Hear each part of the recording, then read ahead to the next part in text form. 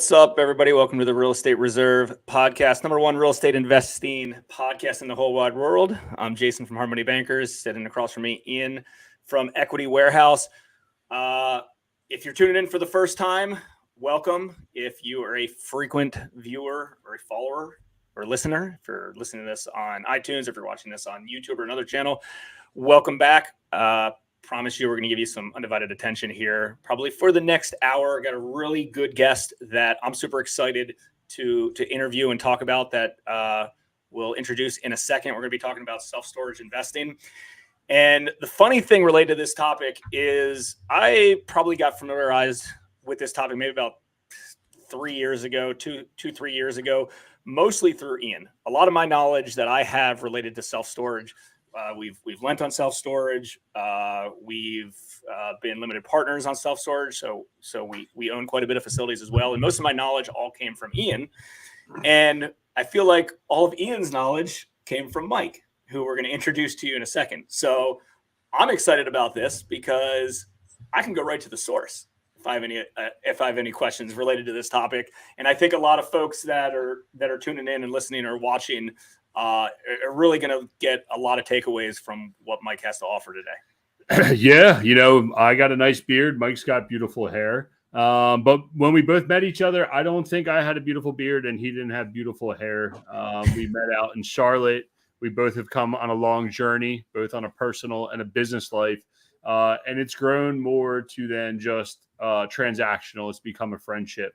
But before we get into all that, guys, if you get any value out of this episode or any past episodes, feel free to share them. This is how we spread the good word. If somebody didn't tell me about Mike, there is no way that I would ever be where I am today. And if Jason never promoted any of his stuff, we would never be friends either. So if you guys get any value, please feel free to share this show or like or review us on Apple Podcast and Spotify. This is how we keep this thing going. So one more housekeeping thing real quick. So I'm going to put a link to hop on with us live. If you have any questions, you can obviously do so in Facebook or YouTube or any way that you're watching this. If you're watching this live, it will be recorded obviously as well. But we're going to post a link in the comments. So if you have a question for Mike as we're going through this, feel free to click on that link and you'll be put back in the waiting room and then we'll bring you up. And make sure your mic and camera's on. We'll bring you up and you can ask your question live. It's actually a big joke. Mike's not here. No, seriously, here's Mike Wagner, all the way up there in cold ass Rochester, New York. But the good news is he has that warm Equity Warehouse shirt on, sweatshirt on. So Mike, how's it going? Introduce yourself, which you probably don't need an introduction, but go ahead and introduce yourself. Well, first, guys, thank you, Ian. I appreciate it. Jason, I appreciate you, man. Yeah, my name's Mike Wagner. I do live up, our good friend Terry Royce describes it as damn near Canada. Or the coldest part of the tundra. But it's a great place to live. So great that my wife, Melanie, and our 3 kids spend at least half the year here every year. We spend the other 4, 5, 6 months a year, depending on the year, traveling around the country to nicer, warmer climates. And the only reason we can do that is because of storage. And that's kind of why I'm so passionate about sharing what we've learned along the way with other people. And I love nothing more than watching other people succeed in this industry. And so I appreciate you guys giving me an opportunity and sharing your platform to spread the word a bit. Yeah. And if it wasn't for you, your event, if it wasn't for you sharing, if it wasn't for Terry and a few other people talking about what you were doing, there's no way in hell we would own 700,000 square feet today. Sure, we have different investment theses. We invest on different type of assets, but in the end, it really comes down to core value, core business. I mean, your first event, I left out of there, jumped on a plane, went and saw a self-storage facility and locked it up, right? Like there's no way I would have done that without what you're providing. And I think we get lost a lot of times, or I do anyway, because you always say, hey, when you're speaking to people, can you dumb it down because you talk too fast? But we want to go all the way back to like self-storage 101. We don't need to go back to like 101 to your first deal, but like, let's just talk self-storage 101. Like, market's a little crazy now, intrinsically what we're seeing and all that kind of good stuff. Yeah, it's a great question. I think the place to start is probably right where you pointed to, and that's the market itself, right? Like storage has been a sexy asset for as long as I've been in it. So we're talking over a decade now. And it's been a seller's market for the last 5 years, like a red hot sellers market. So it was tough to break into the industry, and not impossible. Obviously, we've had our company teaching people how to do this. It's been up and running for the last, call it 3.5, 4 years, and we've had no shortage of success amongst our students. But it has been in some ways an uphill battle, just because of how excited the world was about storage itself. And the cool part is, I think we're in the process of seeing that change. I actually think it's already changed. And now we're just waiting for the sellers to realize it. Like, if you ask me, hey, is this a seller's market, a buyer's market? I'm going to tell you, for the first time in a decade, we're actually, all the conditions are ripe for us to be back into a buyer's market. And we have to be, admittedly, a little bit patient, because the sellers, though it's true we're in a buyer's market, interest rates are going up. Some of the excitement around storage, some of the COVID demand that we saw is evaporating a little bit. And so sellers are becoming more motivated, and they're only going to become more motivated over the next, I would say, 12 to 36 months. And so all that to say, the opportunity to get into this industry over the next 12 months is probably as good, if not better, than it's been in the last decade. So most folks that I know that are in storage, either part-time or full-time now, came from the single-family rental space. I don't know this for a fact, but I'm pretty sure you might have as well, or the single-family fix and flip space or rental space. Like, why do you think that's kind of the next transition up from single-family is into self-storage? Like, what's very appealing to everybody that they've kind of, like Ian, for instance, owned a few hundred rental properties, and he's like, I'm out of this. I'm all in on storage. Yeah, no, it's a great question. And I think the bottom line is that it's the same. The fundamentals are the same, right? If you think about whether it's a single family house, a small 2 to 4 unit multifamily, or a large commercial multifamily complex, or any other real estate, the fundamentals are the same. We're looking to buy and own and operate the real estate at a cost that is less than we can command from the market in exchange for them using the real estate that we own, right? So whether it's a single family house or storage, the bottom line is, if we can rent it out for more than our cost to own and operate, there's profit there. Now, the reason, and a direct answer to your question, is that people move from single family into storage and oftentimes never look back, is because of the underlying financial fundamentals. So the income to expense ratio in self-storage, industry standard, is typically about 33%, which means for every dollar in rent that we bring in, we spend 33 cents on operating the facility. Now, that doesn't include debt service, but it includes every other expense. And so if you buy it for cash, only 33 cents of each dollar is spent on operations. The other 66 cents is available for you to keep. Obviously, if you have debt involved, that 67 cents that's left over, you would pay debt and then keep whatever left over as your profit. In the single family or multifamily residential real estate world, that industry standard is typically 50 to 55 cents per dollar. And so in storage, we've got 20 to 25 cents of extra margin that I always say to my new students, you can screw up with that and you'll still be ahead of the game when compared to doing residential real estate. Yeah, no, I was going to say, sorry, we were working on some stuff here, trying to bring some people in the back room. We got some questions coming up. We'll get to all of them here in a second. But I think another way to look at it is, I spend half the year paying my expenses, and we spent in residential or commercial or multifamily. We spend half the year paying our bills. We spend the other half of the year trying to make money. And then somewhere in between, pray to God, nothing goes wrong and we end up with it, right? Versus in storage, you're spending 2/3 of the year making money and only 1/3 of the year covering your expenses. And hopefully, if you do it right, not paying the government and everything there in between. Now, there's some other operational, we're talking about expenses. We're kind of diving right into it. And you talked about COVID demand. I think COVID exposed a few things of why storage is potentially better. Some of it for lien laws, some of it for transactional, being able to rent online. Do you want to talk some more of that and how much that's going to continue to stay here in the future, past, post-COVID? error. See, it kills me talking about COVID, right? Yeah, I hear you. And I'm with you 100%. You know that, man. And there's really two things to this conversation, though. There's the consumer side. So that was the demand for storage itself, right? There was a very pronounced increase in demand, and there has been an increasing demand for storage, the product, right? Americans, when the economy's good, like it's been for the last many years, they buy a bunch of crap and then need a place to put it.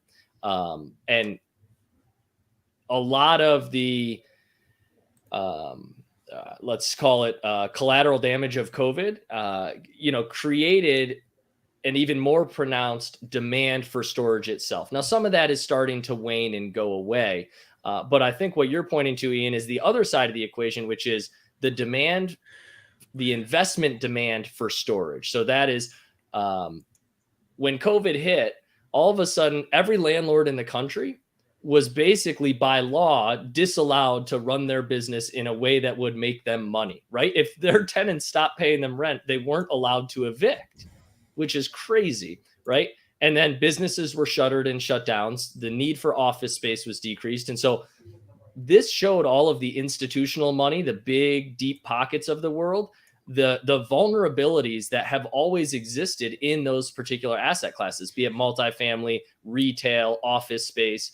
And all of that money ran into the storage sector. Now, of course, it ran for the big facilities, which are not the kind that I personally invest in. But there's a trickle-down effect. If more money comes in at the top level, the folks that used to play at the top level need to drop down to the second tier, and the second tier drops down to the third. And before you know it, the whole industry has been impacted by this inflow of capital interest into the asset class. And that's what we saw. I joke with people and say, listen, storage made me rich, and I'm going to take credit for half of it, right? Like, I've got some strategies. I've got some risk mitigation strategies, some operation strategies, all these things that allow me to make money in storage. But over the last decade, because it was a seller's market for so long and the market was just so hot, we doubled our projections in many instances where we thought we'd make $750,000 or so on a deal over the course of 2 or 3 years.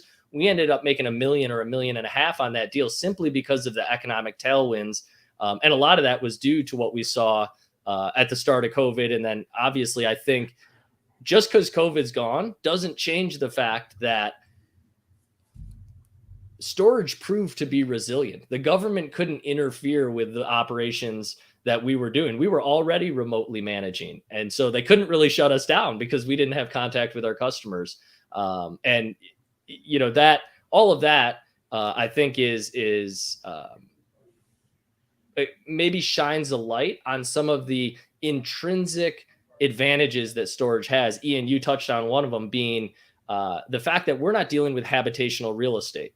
So we don't deal with evictions. And so one, the government can't interfere with them, but two, it's not a 90, 120 day multi-$1,000 expense for us to reclaim our asset if the customer stops paying, right? If a landlord stops getting paid, he has to go through eviction and it takes months and thousands of dollars to happen. In storage, it takes us a give or take 60 to 90 days. And we're selling the person's goods, reclaiming our asset to rent out to the market, and oftentimes collecting money at auction for to make up for some of the lost rent. So, I think we're going to get to some potential deal finding strategies, maybe how capital differs in this space compared to what folks in the single family rental space or multifamily might be used to. But when we talk about, or when you guys talk about self-storage in general, the facilities, like where are some of these facilities located? What's the size of the facilities? Are we talking about these huge storage facilities that you see in major areas? Are you talking about, little mom and pop facilities kind of on the side of the road? Are they, 5,000 square feet? Or are they 500,000 square feet? I mean, the word storage, I think in general is a very broad term. Mm-hmm. So in your mind, like, how does the formula that I guess you teach and the formula that you execute on, like where are those types of, what's the avatar, I guess, for one of those types of facilities? Sure. It's a great question. And I want to be very clear that like my chosen strategy is not necessarily the best strategy for everybody, right? Ian has is perfect proof of that, right? He's playing a bigger game than me, and that's the best path for him given his objectives, risk tolerances, and resources. I've got my own set, and the biggest thing I always say is, and I'm happy to answer your question directly, but most importantly is to say that each person needs to take an inventory of their objectives. What are your goals? What resources do you have? And that includes money, of course. But a lot of folks can get started with no money down. They're just not going to do it on an $8 million property. If you're getting into a no money down property, it's probably going to be, $500K or less, maybe $1 million or less. And so all of those things are going to determine each person's individual buy box. That being said, my take is I am a very low volume, high margin investor. And so I've done less deals in my 11 years than Ian's done in the last year. And that's by design. And it's not to say my way is right or better for anybody other than me. Ian's way is better for him and mine is better for me. And that's what we want our students to understand and deploy a strategy that's going to best meet their objectives in the fastest way possible.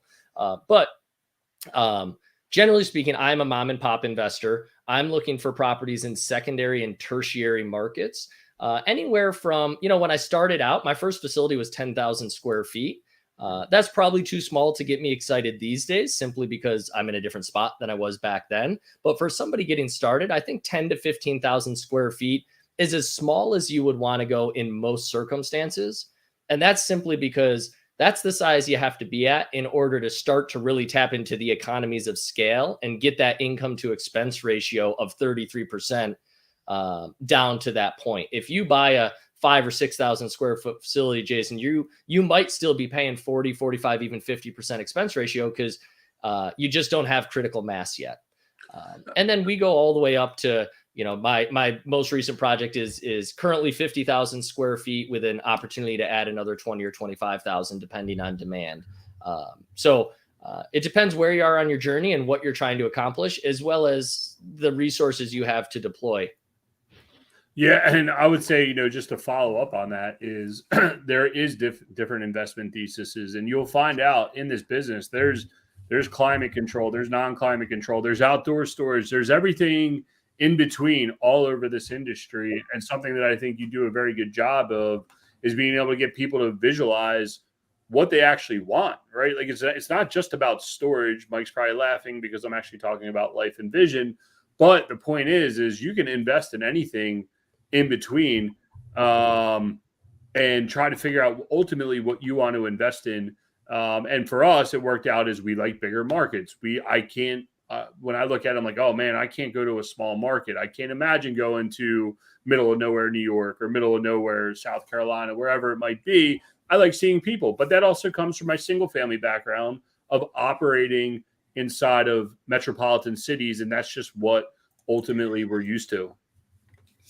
Yeah, that makes sense. All right, so another one to throw at you, and for the most part, I kind of know the answer to this, but I think from somebody that if this title's true to its word of self-storage investing 101, I think it's something that is important for folks that are a little bit newer to understand.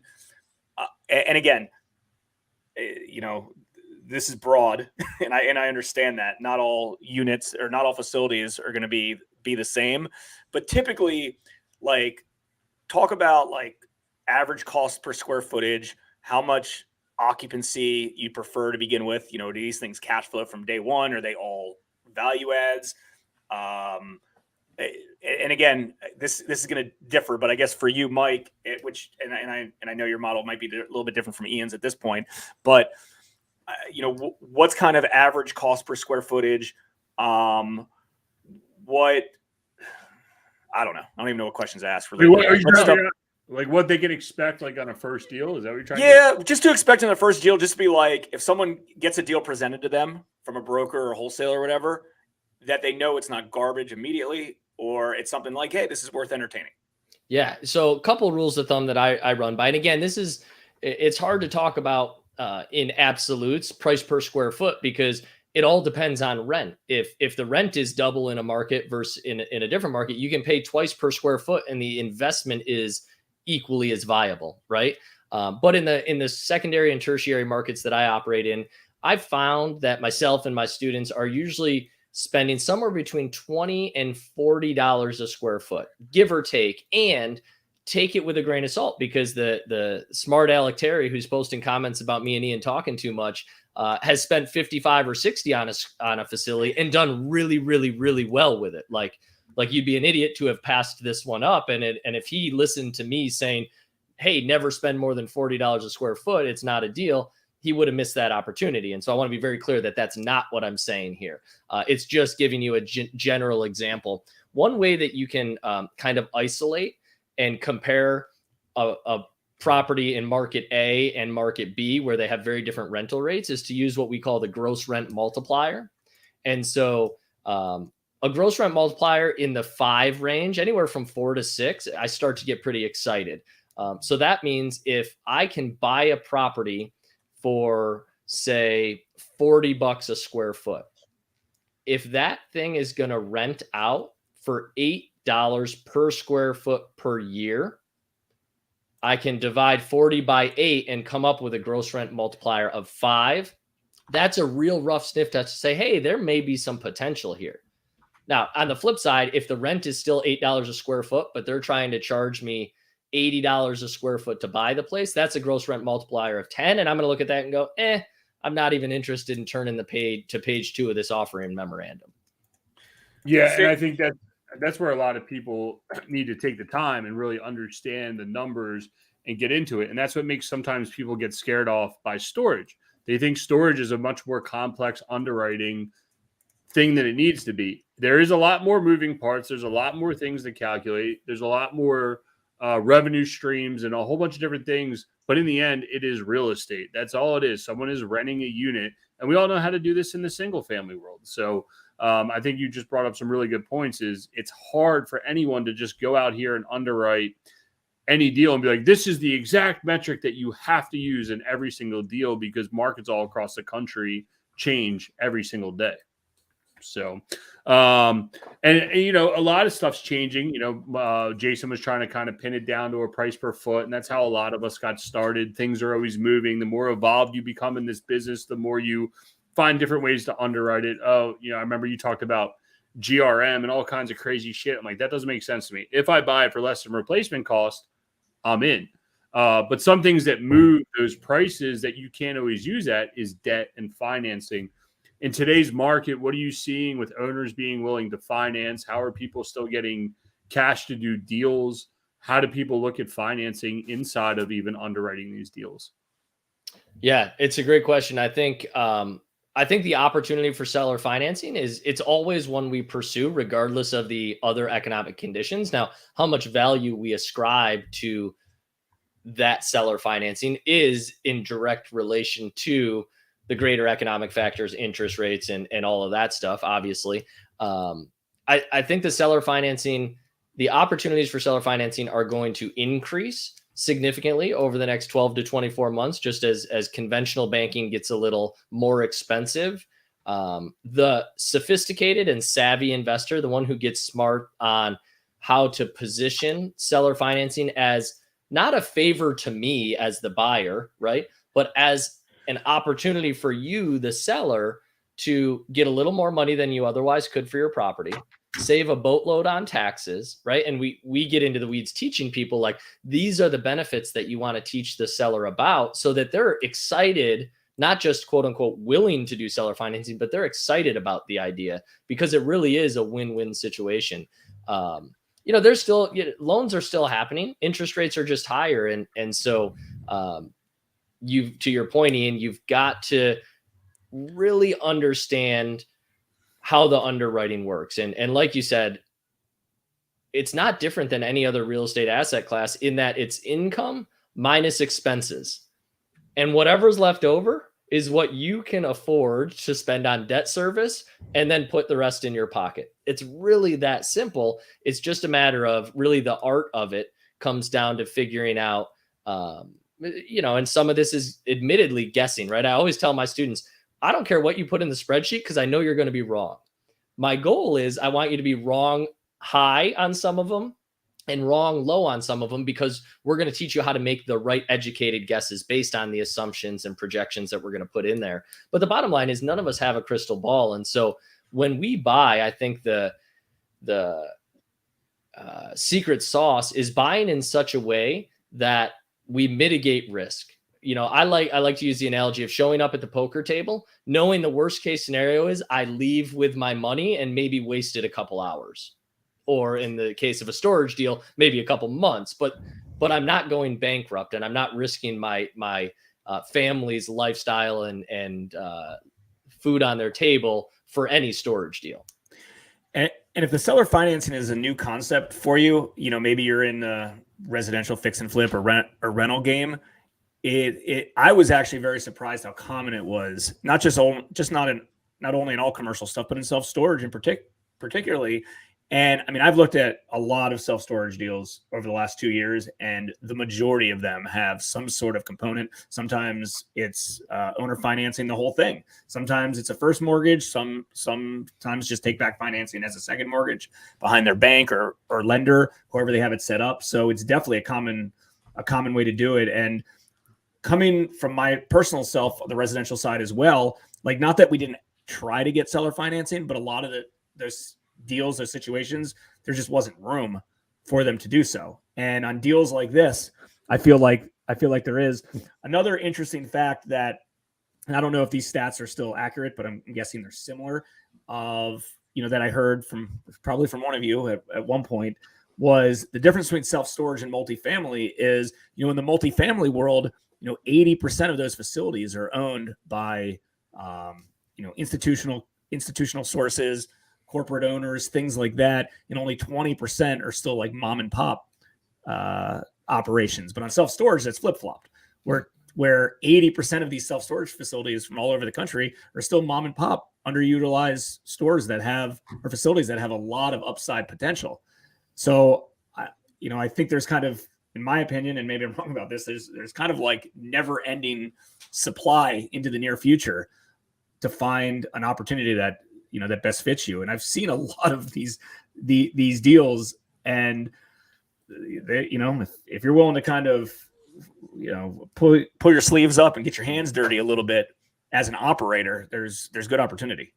Yeah, absolutely right. And you nailed it. Those were the numbers, almost, an exact flip-flop, the 80-20. It's not quite so dramatic right now. I don't know the most up-to-date number, but I'm going to say it's probably closer to 70-30 instead of the 80-20 that it was several years ago, because we are seeing consolidation in the market, which actually compounds the opportunity that we have, because and I talked about before, as the money comes in from other asset classes, that drives up the price of storage relative to all other asset classes. And the consolidation where these big buyers are coming in, and more and more big buyers are owning more and more of the inventory throughout the country, that also drives prices up. And it's an opportunity, especially for guys like Ian, who have these big regional portfolios, to liquidate to somebody who can pay and will pay absolute top dollar for properties, right? Whereas my strategy, we're buying from mom and pops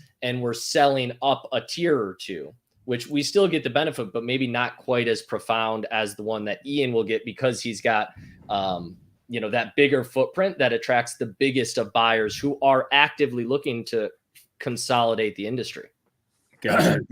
There also, real quick, if you want to hop on live, there's a link in the comments. It's a StreamYard link. There's 3 people in the back room right now, but it says your devices aren't connected, so I can't add you to the into this stream. But if you connect your devices, your webcam and your audio, or just your audio, if you want to not be on video, you can hop in.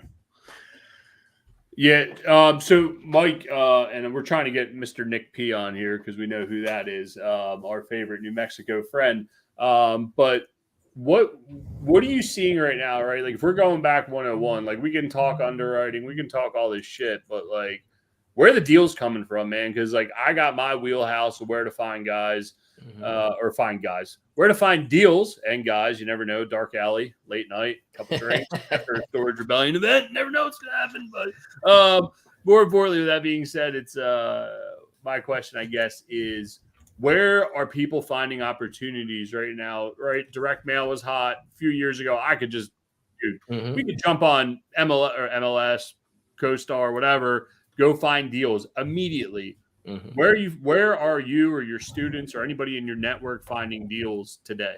Yeah, it's a great question. And beyond a shadow of a doubt, you're right. Like in my early days, most of my first, I don't know, half of my first several properties came right off listed properties, and they were home runs. Like we're talking about $400,000 purchases that were sold for 1.8 million, a few years later. Like there were real deals to be listed. And I'm not saying there are none, but they're definitely fewer and farther between. And the direct answer to your question, Ian, is the best success that myself and my students are having finding deals is 100% direct to seller. So that's going to the seller directly. This is probably more true mom and pop than it is for larger properties, and I shouldn't even say larger because there are many mom and pop properties that are quite large. You're not likely going to buy from U-Haul by going direct to seller, right? That's not the avatar we're looking for. But any property 50,000 square feet and less, it could be anywhere from, a couple $100,000 on up to $2 or $3 million, even $4 million properties can be mom and pop properties. And our best success really is direct to seller. I hesitate to say, hey, you got to get on the phone and call them, or hey, you got to direct mail, because both of those avenues work. It really comes down to whether you want to deploy a rifle or a shotgun, right? Direct mail is the shotgun. You just spend thousands of dollars to send mail all over the country and have those sellers call you, which is a great position to be in, but it does cost money. And you might spend $5,000, $10,000, $15,000 before you get a deal. So in that case, if you have more money than time, direct mail is a great place to start. If you have more time than money, I really like the strategy of calling owners directly. The question becomes, who do you call? And I've developed what I think is a very efficient system for identifying properties with the highest probability of turning into a deal. And we use basically Google Maps to isolate properties in specific geographic areas based on the individual buyer, their criteria, what they're hoping to do, whether they want to manage remotely or locally to them on their first deal. But we pick an area and then we use Google Maps to build our own list of sellers. And then we just start calling them. And it sounds like a lot, but I'll tell you, Ian, him, Jason, you do as well. I think Chris Michaels, he did exactly what we outline in our courses and our systems. He built a list of 300 owners and just started calling them. He wholesaled 2 deals within like the first, 6 or 9 months, whatever it was. And then his third deal, he and I ended up buying together. We partnered on it because it was too good a deal. I wouldn't let him wholesale it. I'm like, dude, you can wholesale that for $50,000, or we can make $1 million. What do you want to do? And that was only building a list of 300 sellers and then just calling them. And you think about it, you call 10 people a day for 30 days, you'll have talked to all 300. And the odds that you get at least some traction within that 30 days, you're not going to close on a deal that quickly, but that you'll get traction and be chasing leads and have momentum on your side are very, very high. The challenge is getting folks to believe that it can be that simple. Yeah, and there's a few things that I want to bring up that you brought up, but the three of us could talk all day and go at it. But I see Jeff Herda in the back, and I want to bring him on for a few questions. But when we come back, I want to talk about how single family or prior real estate experience is needed or not needed to do deals. And I think that's important for a lot of people that want to do 101. But Jeff has given us his time, so I want to add him in. Jeff Herda, what's going on, brother? We have you on the Real Estate Reserve podcast. If you want to go ahead and ask your question about storage. I guess right now the big thing going through my mind is how best to look at, self-storage deals as a wholesale. I mean, right now we just got back from Elko, Nevada for a property that we did put an offer in, but it was less than what the seller wanted. Had basically almost double the value for upside, but it needed a lot of work to start with. I mean, the one building set we're guessing it was built in the 50s, and main support beam needed to be replaced in one corner unit that we could see. Building was sinking in spots, so the sill plates needed to be replaced. All the siding was, we assume, gone because of what he did for cover up. So we're trying to figure out is like, should we have taken his asking price on that one because of such a large potential upside to find somebody to wholesale to? Yeah, it's a great question, Jeff, and I appreciate it. I will tell you how I think about it, and it's not a direct response to your question on that deal, of course, because I haven't seen it and I don't know anything other than what you shared about it. But right now, given the current economic conditions, I always say we don't allow the greater economy or where we are in the storage cycle to determine if we invest, but we should allow it to at least color how we invest. Now, wholesaling is a little different story because you're depending on how you structure it. And obviously we want to always act with integrity toward the people we're buying from.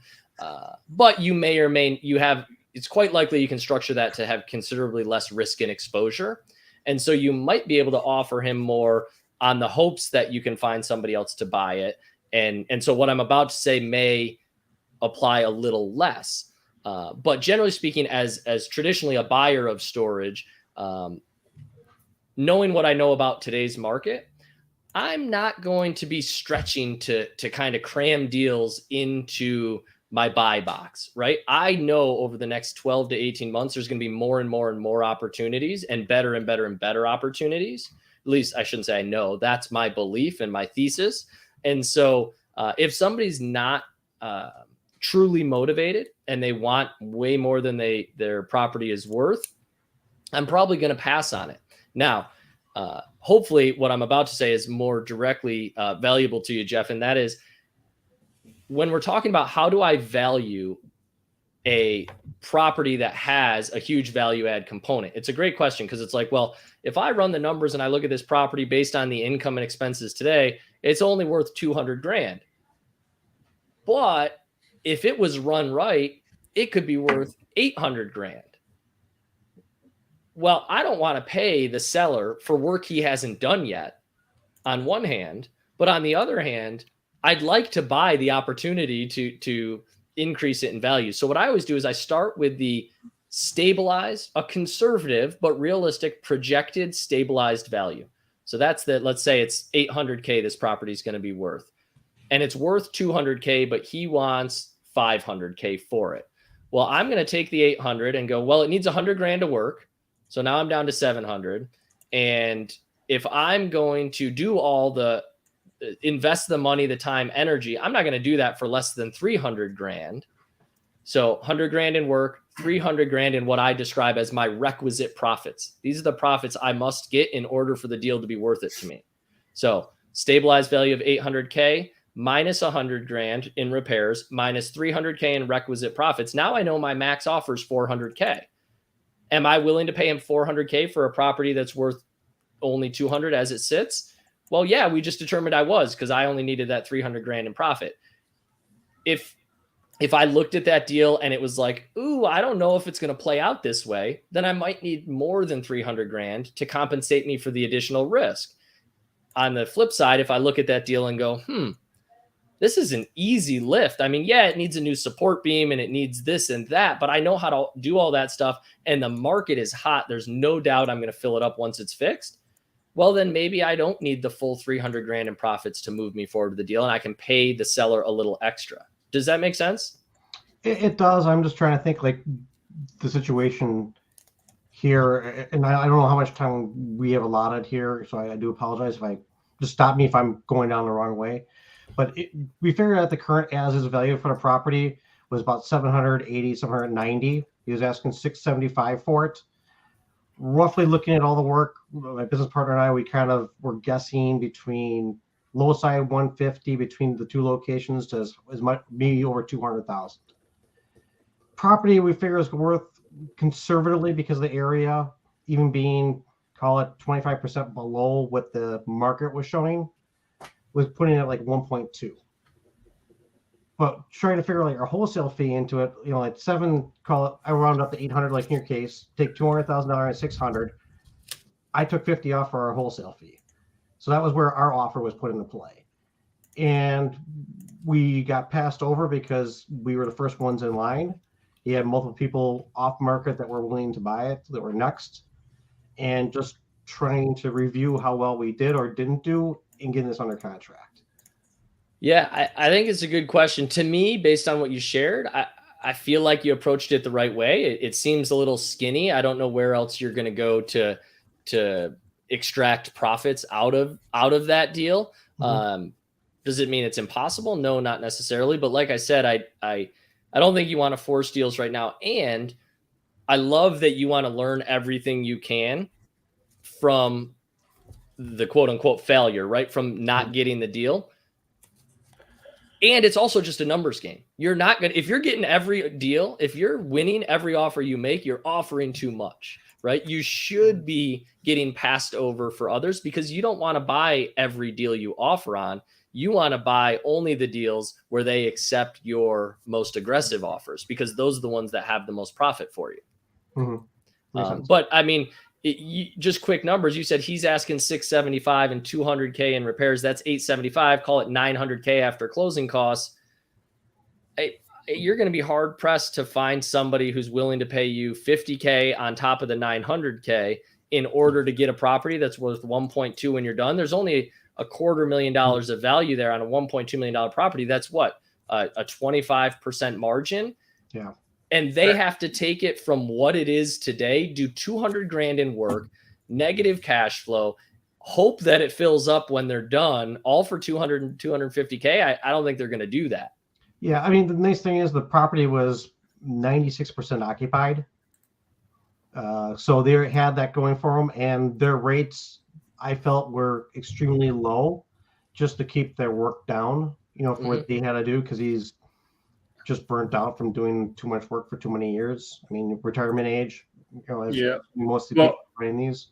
And I would stop you there, just because, not because we don't have more time, but it's like, hey man, if it is 96% full and it's only going to be worth $1.2 million afterwards, that means the NOI is not following the true value. You can't drive rates high enough to achieve the value that you're trying to achieve, right? It's a metric based on the NOI that you have. So, sorry, Wags, I didn't mean to cut you off. No, you're good. It hit me. Is that if you could get the NOI to the point where it's worth 1.8 million, well, then that would make intrinsic sense to me.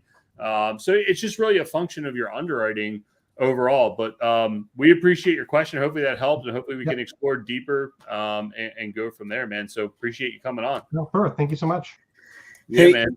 Hey, Mike, the majority of your students, the stuff that you're involved in, are most of these either wholesale or after stabilized or I guess the word stabilized, right? You're flipping to somebody else, or long-term holds. Is it one of those three?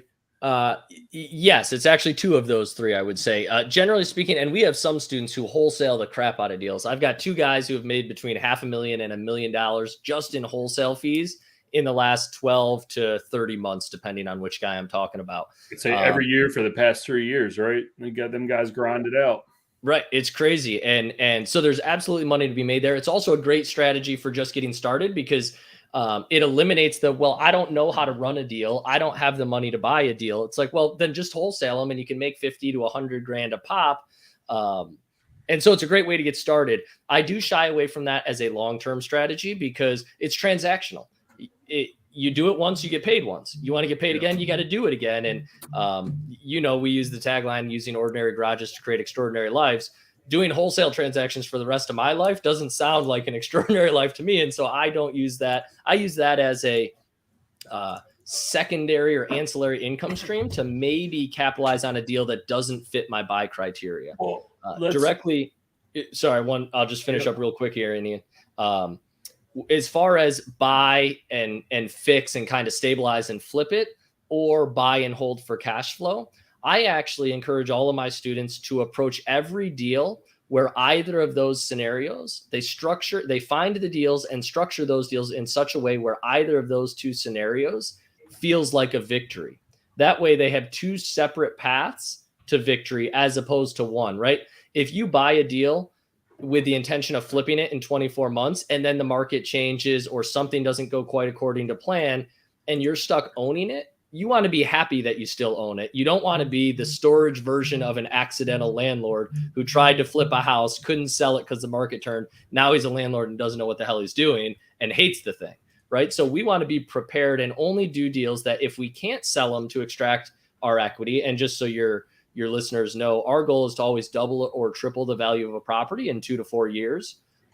And if we do that, great. And then once we've done that, we can either keep it for the cash flow, or we can sell it, extract the equity, and then rinse and repeat if we have the appetite to do it again. Yeah, and then those sometimes become tighter, some of those metrics, but it's a good general metric, and a lot of people trip over some of this, and they get too inundated with like, Mike said I got to do this, or Ian's doing that, right? Like in the end, you got to know what you want to do. And I want to go back to like what we were talking about. You say extraordinary life with ordinary garages, and a lot of people are like, oh, fuck it, it's just storage, it's super easy. And you got the other side of people like, yo, this is a business. How much of like, and that's why I think where people get scared. Some people take a passive route. Some people take a super active route, right? We're completely different in some of these things.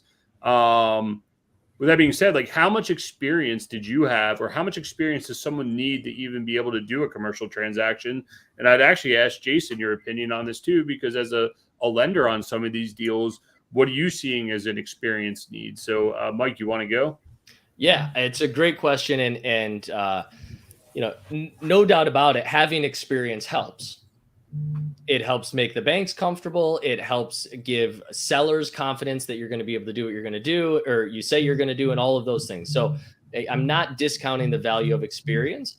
And I'd encourage anybody who always had storage experience to raise their hand, right? Like, Ian, there was a point where you had zero storage experience, and now you own 700,000 square feet of this stuff, right? There was a point at which I had zero experience, and then I bought my first one. And from that day forward, I could lean on the fact that I have experience. So there's definitely value in it.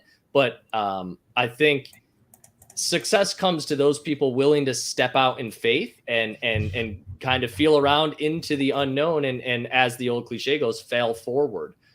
That's actually, and Ian, you know this, that's one of the reasons I created the coaching program. Our highest level coaching program is a partnership program.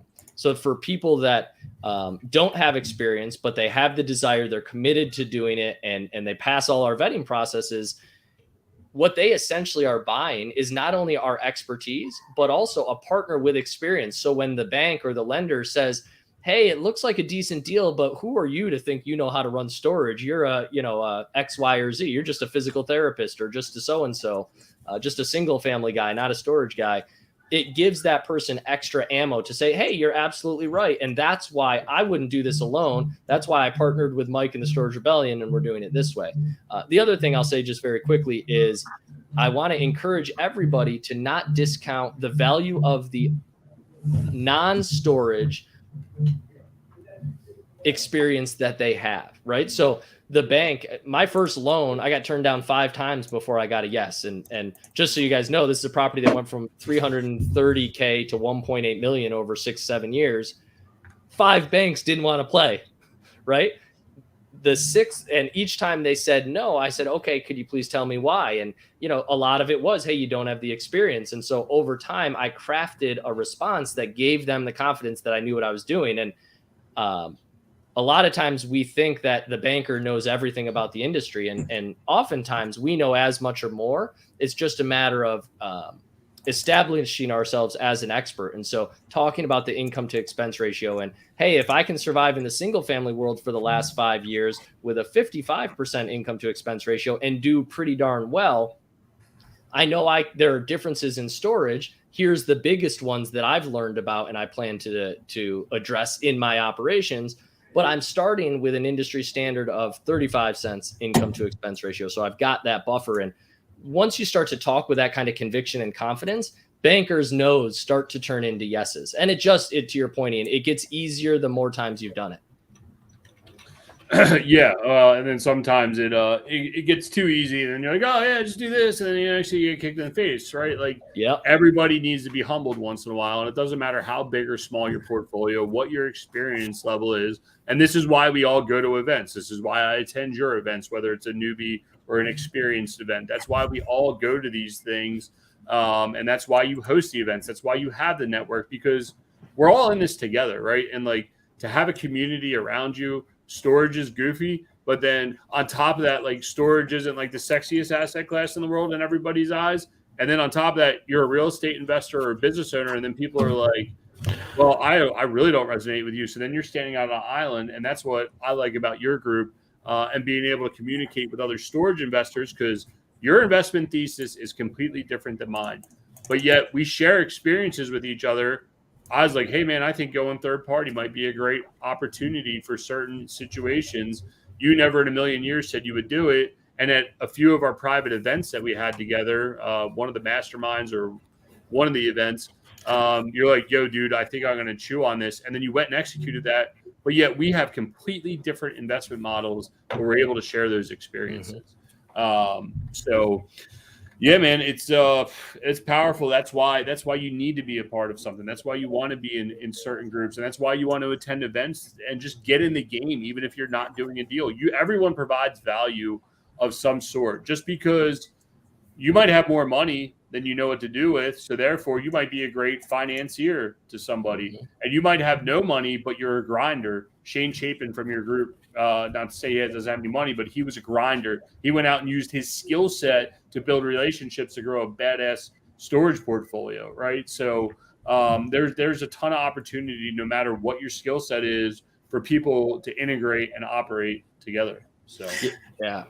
100%. I always say that, every storage deal has somewhere between 8 and 20 pieces, right? It's an 8 to 20 piece puzzle, depending on the deal. And it's very rare for one individual to show up with all 8 pieces, right? And so if maybe I have the deal and the expertise, but maybe I'm not willing to put in the sweat equity, and somebody else has the money, the three of us can collaborate in a way where we get the deal done together, when none of us by ourselves would have had the power to get it done. Yeah, and one thing to add is entrepreneurship is somewhat of a lonely business. Real estate investing, to be layered on that, is somewhat of a lonely business. The one, in general, some folks have business partners, some don't, and there's so many parties that are involved in each transaction, right? You don't have the person finding the deal or the operator, but you got some sort of capital partner, you got additional vendors, you need to understand the know-how and the resources to execute on some of these deals. So you're layering all that into real estate investing. Typically, if you're in the single family space or kind of in a smaller scale space, you start kind of in your hometown, but a lot of storage in general might not necessarily be in your hometown. It might need facilities all over the country. So what Ian said related to, networking with people, you can't do this stuff alone, right? In general, you can't really do anything alone. If you think you can, you're a fool, and it'll take you years and years and years and years and years to do so, instead of fast tracking it. And, I know, Mike, you got an event coming up here soon in Dallas, and I want to talk about that a little bit, just to share that with everybody who's listening or viewing. And maybe I can actually bring that up here. I'll bring that up here on the screen as well. Tell us a little bit about that. That's the Storage Rebel Summit.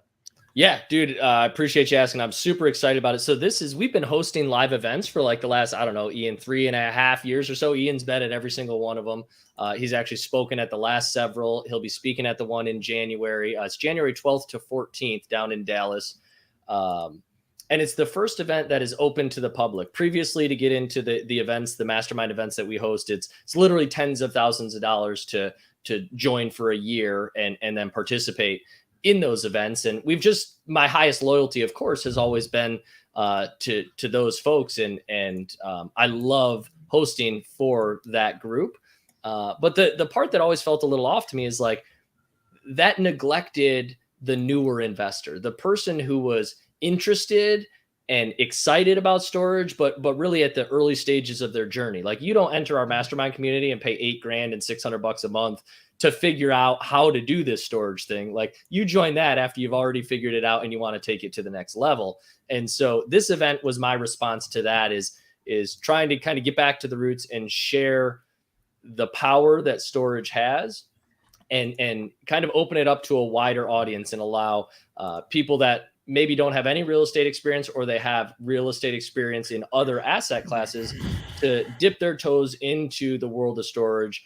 We're going to run through everything that you need to know in order to start finding deals and making offers, right? Obviously, we can't teach everything there is to know about storage in a weekend, because let's be honest, I still don't know everything that there is to know about storage, nor does Ian, right? But we're going to talk about finding deals, analyzing deals, how to evaluate the deals. We're going to talk about creative financing, conventional financing, operations, how to get tenants, like everything you need to know to get started in this industry, we're going to cover. And I think most importantly, and maybe Ian can speak to this, and I hope I don't sound immodest as I say this, I think we run events in a way that is quite different from just about anybody else certainly on the storage side, but almost in real estate education in general. We are not a kind of speak at you from the stage educational experience. We believe very strongly in active learning. And so our events are not, hey, we'll talk at you from 8 hours and then we'll do a happy hour afterwards and it'll be a little awkward, but some of the extroverts will get some value out of it kind of thing, right? Like we curate an experience that allows everybody to feel safe and secure and confident with where they are on their journey, and ask the questions of myself, the other leaders in the group like Ian and our speakers and our sponsors, but also of each other, because there's a lot of collective wisdom within the group and the audience that we allow to intermix. And not only does it enhance the learning, but I know for me personally, it makes it far more enjoyable. I leave these events going, well, that didn't feel like work. That felt like magic. And so that just gives you a little behind the scenes into what we're trying to create as we do it. And again, it's January 12th to 14th down in Dallas. We've got tickets. A limited number of tickets left.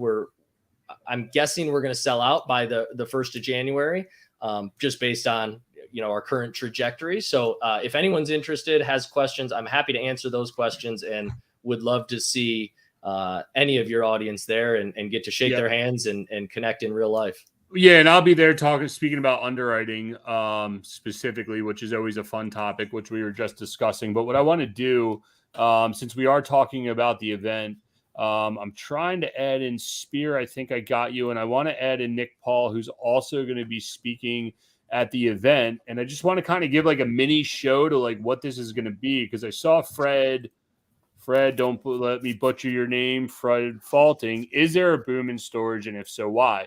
And guys, you're going to get like a first-hand experience of literally what happens at these events, not only from a 101 standpoint, but at the SRI level and above, of like how we all work together on this and how we all have different theses. So I want to welcome Nick Paul and Scott Spear. I know they were on here to ask questions, but I'm calling them out. And going to ask them to provide value to everybody in the room, because that's what Mike usually wants people to do. So, I mean, Nick, you want to go first? What do you think? Is there still a boom going on in the storage industry? I guess kind of define boom. I think boom, baby. Yeah, I mean, I think storage is a hot asset class. I don't see that slowing down anytime soon. So in terms of there still being a boom, absolutely. I mean, there's people still going after storage left and right, more people coming in every day. I think that more people are becoming aware of it, honestly, because of people like Mike and you and Jason that talk about this in areas that people get to receive that information. So, it's not booming to me in the sense right now. There's still good deals being done and people still achieving good sales prices, but not like there were 6 months ago. So, well, and what Nick's holding back, Nick, now I think about it, I don't think we've ever had you on the Real Estate Reserve podcast, so we're booking you immediately after this.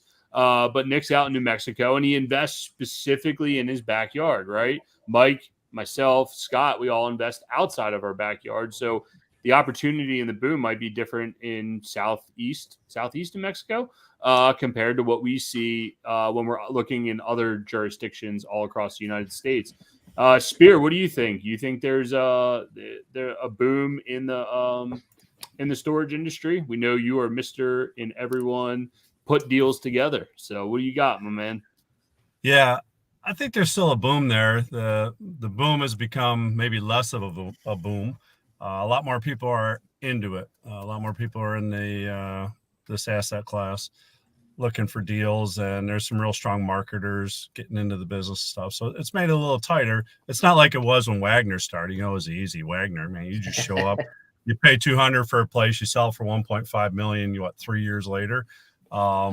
those booms might be gone. But just give you an idea, we're closing on one on the 29th of December. I was just working out just a little bit ago, and we're picking it up for $800,000, getting owner financing on half of it. Believe in about 3 years, going to be worth about 1.6. And that's just with going in and bringing things up to market rates. You just got to be looking for those mom and pop deals, and just don't be afraid to go talk to people. You're going to be surprised what some people are willing to sell their properties for, and everybody wins. People are getting what they want for the property. You're winning because you're taking on a good asset. And I think there's still a boom. It's just there's not as many deals as there used to be. So you just got to work a little harder. You got to hustle some more. And I like the Nick Paul model. You kind of work in your backyard and you branch out from there and you network from there, and you marry Miss New Mexico and life is good. So I was just about to say, Serena, thank you for being the biggest fan on here. She fully supports Nick and all of us when we go to these events. So we appreciate you. Mike, let's go to Mike. What do you think about the storage boom? Yeah, I think it's a great question. I think both guys answered it well. My maybe cautionary tale on the question in general is be careful not to fall into right when I hear boom, I think like industry wide, like storage is booming and this is the national trends. Storage, more than any other asset on the planet, is a micro market asset. So like, while it may not be booming in California, it might in Southeast New Mexico, or it might in Dillon, South Carolina. There are literally hundreds, if not thousands, of pockets within the United States that are ripe for storage to continue to boom for the foreseeable future. And there are also pockets in America where I probably wouldn't want to buy right now because it's not the boom. Maybe they're oversaturated, they got overbuilt, whatever the case may be. But this is why we always say we don't allow boom or bust cycles to determine if we invest, because quite frankly, I'm not smart enough to know when they're going to boom and when they're going to bust exactly. But what I can do is adjust the way I invest, either the specific market or the type of deal or the deal structure that I'm putting together in such a way to create the boom. I don't care what the rest of the market's doing. If my property booms, I'm good, right? And so that's just my caution. Don't get too hung up on the national trends. Mike, do you think let's talk about next steps and getting started for somebody who's interested in, wants to get into storage. The event that you're doing, this upcoming event, you said it was for newer investors. Do you think that's going to be the majority of the topics that you're outlining, or do you think somebody who has a few facilities under management and they're looking to expand, will they still benefit from that? Yeah, great question. And so the content, I'm going to speak in two different realms here. The content, the education that we're offering is designed toward newer investors. I would say from 0 to 1 deal, like we're going to teach you the things to go from not owning, the things you need to know in order to own a facility, or maybe from 1 deal to 2. Maybe it's 1 deal, but I do it all myself and it's in my backyard. We're going to teach you the remote management strategies that would allow you to expand your horizons and buy all over the country and maybe increase the opportunities you have that way. That's the content. Is there still value for more advanced investors? Absolutely. And the 3 guys on the call with me here are going to be there, as well as several of our highest level master's students and other insiders who won't necessarily be speaking at the event, but they're coming just to attend. And the reason they're coming is because they understand the value of relationships and networking. And some of them are like, listen, the way I got to take my business to the next level is by teaming up with people who are hungry and willing to do the stuff that I'm either not willing to do or not good at. Right. And so maybe that's meeting up with a new investor who doesn't have the money, but is willing to go find deals. Well, if they find the deals and the more experienced investor can fund them and they can find a way to collaborate in some sort of mutually beneficial way, then who cares if the content was maybe a review for them? The other thing I often say is that as valuable as it is to learn new things, it's also just as valuable to be reminded of what's true. So yes, we want to learn new things, but putting ourselves in situations where we can be reminded of what's true and what's always been true and what we actually knew until we forgot about it, like that's just as valuable too. And so for those reasons, I think anybody who's serious about using storage to change their financial standing in life has a reason to attend this event. Got it. I got one more question for all you folks, and I'll let you go. Actually, Mike, we have 2 questions for you, but 1 question for everybody else, including Ian. If you were to start over today, what would be kind of the first step that you would take? Like if you rewound however long you guys have been in this business, a few years, 10 years, whatever it is, like knowing what you know now, like how would you kind of rewind and start over from scratch? Scott, if you want to go first, go ahead. I'll just pop in real quick because I'm more interested to hear what these guys have to say. For me, it would be kind of rejecting this idea that I've got to do this in order to do that, in order to do that. Like I had to do a single family house before I was qualified to do a 4-family house before I was felt qualified to do a commercial asset like storage. And I hear new investors talk about that all the time where, well, I'm going to get my start and kind of sharpen my teeth over here in residential, but I really want to do storage. If I could do it all over again, I would just go straight to storage and I would get past the limiting beliefs that contribute to me thinking I got to play small in order to earn my right to play big. Like, let's just play big from the start. I love that. Scott, what do you got? What would you suggest to a new investor? I would suggest that I would have purchased the properties that I wholesaled out when I was early on in the business. You know what we're selling those things for now and what they're selling for, I would have kept those. And Mike brings up a good point. If I were starting over, this is like the perfect event to go to. And I actually believe that. And our kids are coming. Our son is 31. Our daughter's 29. They've been expressing interest in self-storage. I told them this is the event you want to go to if you want to learn about self-storage. I totally agree with Mike. The funny story, Mike's last residential rental was my first residential rental. Mike was selling that. I was getting in residential. I'm like, why are you going? What are you doing? He told me he's going to his storage. I said, oh, that's cute. Have fun.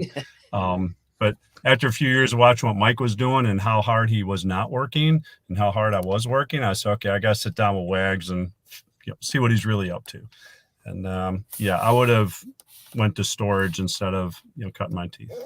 Yeah, now both of you are in an RV traveling the country. So Scott, we appreciate you. Thanks for coming on. See you in a few weeks in Dallas.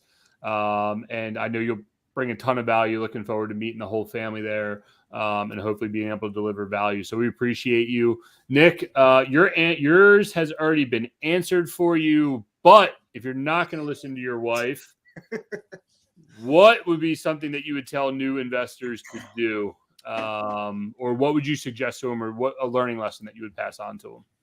Yeah, I mean, I think the number one thing that I would pass on is just don't just get in and take action. Honestly, when I think back to when I started trying to figure out what the self-storage asset class was, I probably spent 6, 7, maybe 8 months researching, looking into stuff, trying to understand it before really pulling the trigger and going all in. And I think that was a lot of time wasted where, my questions may have been partially answered, but until you do it, you don't know.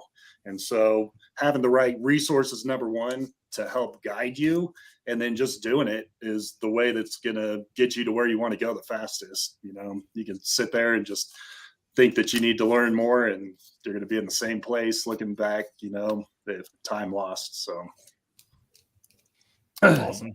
Yeah, man, definitely appreciate that. Makes sense. And honestly, I look forward to seeing you out there. For once, you're finally the closest person to the event. You probably got the shortest travel time. So Mike owes you a beer, or maybe you owe Mike a beer. And if Mike's not going to drink your beer, I'll drink it for him. Guys, if you're going to the event, me and Nick most likely will be leading the after parties. Just let you guys know now. So Nick, we appreciate you in answering that question. Yeah, appreciate you guys. Thanks, man.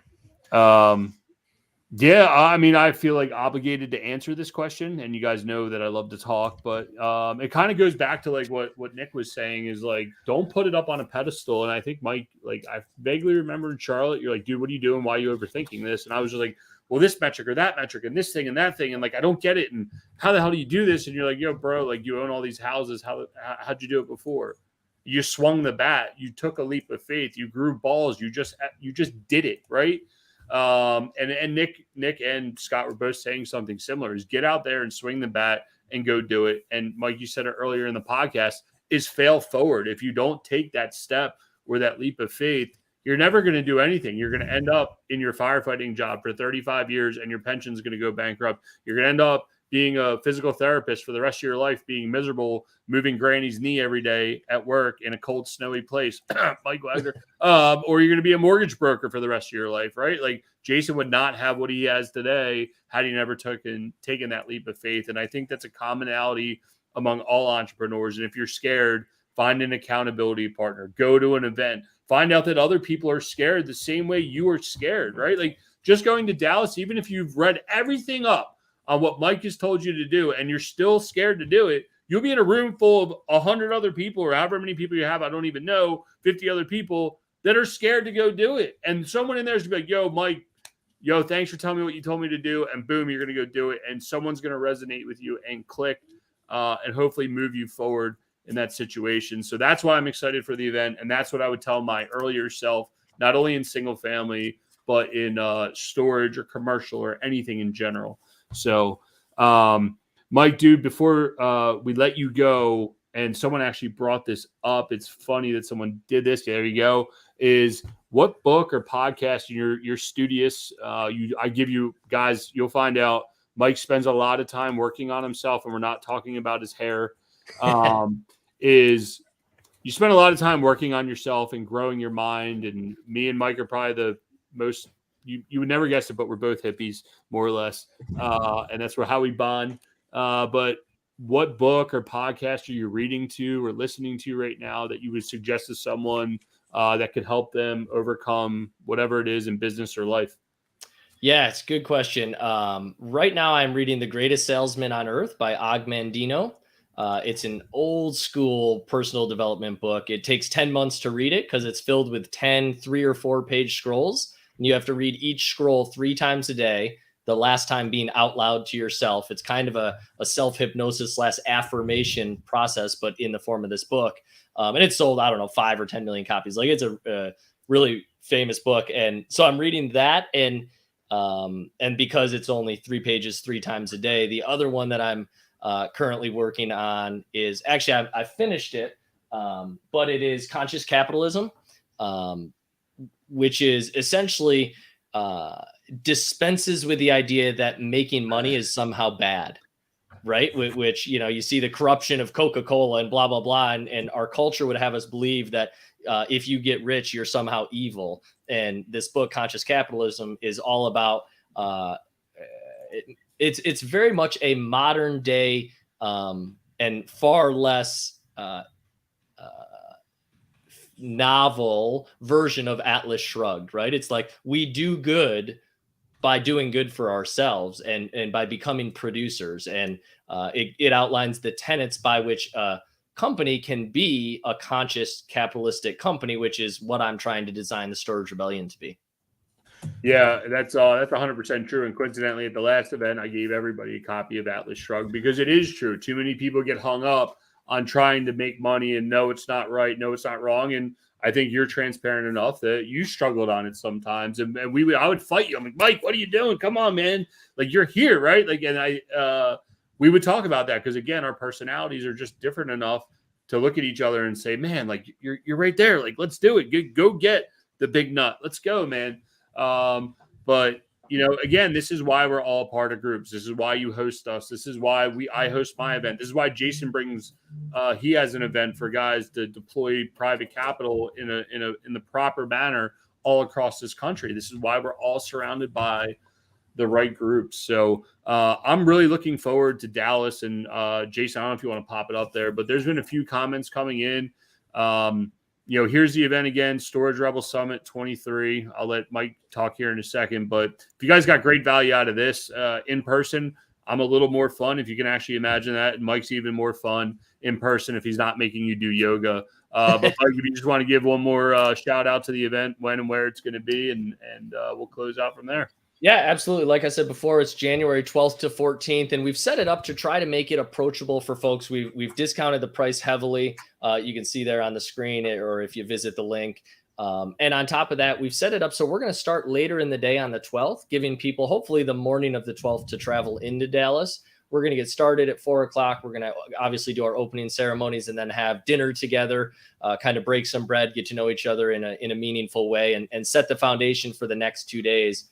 And we're going to spend the 13th and 14th in the classroom, 8:30 to 4:30. Each day, I'm sure there will be impromptu dinner outings, happy hours, and fire pits.